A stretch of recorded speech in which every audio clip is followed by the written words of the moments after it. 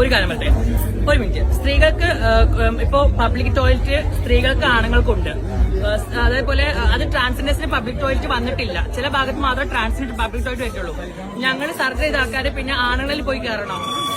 അതെനിക്ക് ഇത് പറയുമ്പോ എനിക്കുള്ള ക്വസ്റ്റ്യൻസ് അതാണ്. ഇപ്പൊ ഞങ്ങൾക്ക് ലീഗലി പബ്ലിക് ടോയ്ലറ്റ് വന്നിട്ടില്ല ട്രാൻസ്ജെൻഡേഴ്സ്. ചില ഹോസ്പിറ്റലുകളിലും ചില സ്ഥലങ്ങളിൽ മാത്രമേ പബ്ലിക് ടോയ്ലറ്റ് ട്രാൻസ്ജെൻഡേഴ്സിനുള്ളൂ. അപ്പൊ ഈ ഞങ്ങൾക്ക് സ്ത്രീകളുടെ അവകാശങ്ങൾ വേണമെന്ന് പറയുമ്പോൾ ഞങ്ങൾ പിന്നെ വേറെ എവിടെ പോയി കയറും? ഈ ട്രാൻസ്മെൻസ് ആയ പെൺകുട്ടികൾ, പെണ്ണിൽ നിന്നാണായ ആൾക്കാര് പെണ്ണുങ്ങൾ ടോയ്ലറ്റിൽ വന്ന് കയറണോ? അത് ഞങ്ങൾക്ക് എങ്ങനെയാണ്, ഏത് ടോയ്ലറ്റാണ് കയറേണ്ടത്? അതും കൂടി ഒന്ന് ജനങ്ങൾ പറഞ്ഞു തരണം.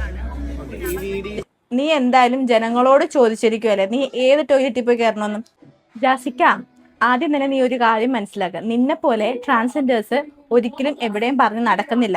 സ്ത്രീകളുടെ അവകാശം വേണം, സ്ത്രീകളുടെ അവകാശം വേണം, സ്ത്രീകൾ പോലെ നടക്കണം, സ്ത്രീകൾ കയറുന്ന എല്ലായിടത്തും എനിക്കും കയറണം, സ്ത്രീകൾ ബസ്സിൽ പോകുന്നുണ്ടെങ്കിൽ എനിക്കും കയറണം, അങ്ങനെ പറഞ്ഞ് ഒരു ട്രാൻസ്ജെൻഡേഴ്സും നടക്കുന്നില്ല. അവർക്ക് കുറച്ച് മൂളയുണ്ട്, നിന്നെ പോലെ അല്ല. 10-35 വയസ്സ് വരെ നീ ഒരു പുരുഷനായിട്ടല്ല ജീവിച്ചത്.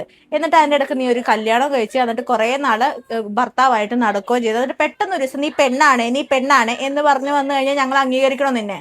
ആ സമയത്തൊക്കെ നീ ഏത് ടോയ്ലറ്റാണോ യൂസ് ചെയ്തുകൊണ്ടിരുന്നേ ആ ടോയ്ലറ്റ് തന്നെ നീ ഇനിയും യൂസ് ചെയ്താൽ മതി. അതായത് മെൻസിന്റെ ടോയ്ലറ്റ്.